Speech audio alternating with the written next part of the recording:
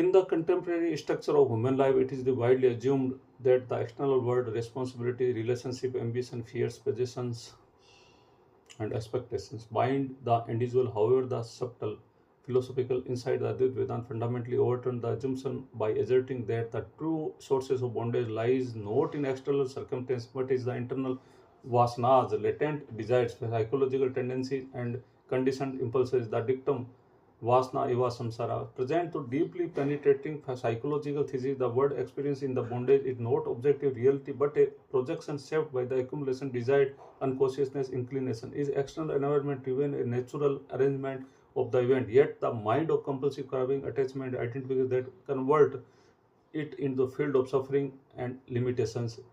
An investigative examination of modern socio-economic system reveals that the contemporary life is involved into the sophisticated mechanism for the production and amplification of vasanas. Digital algorithms predict and intensify preference, advertising industries, manufacture perpetual certification, social comparison, and continuous sense of the inadequacy of striving.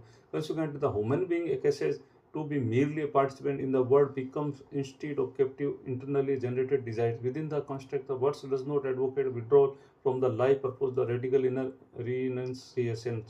The abandonment of psychological compulsion rather than external access. It's not the action of mind but the insistence of fulfillment through the action. This distinction establishes the critical divide between withdrawal and renunciation. Withdrawal or attempt of the escape circumstances where the renunciation dissolves deeper dependence on them. When vasanas is relinquished, the word losses its binding character. Life continues a natural course, yet the inner turbulence, restlessness, and existence dissatisfaction subside.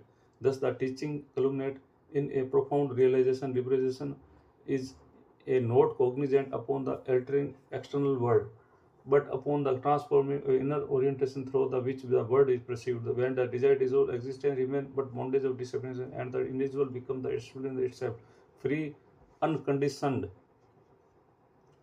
and untouched, while life is unfold according to this inherent order. Thank you.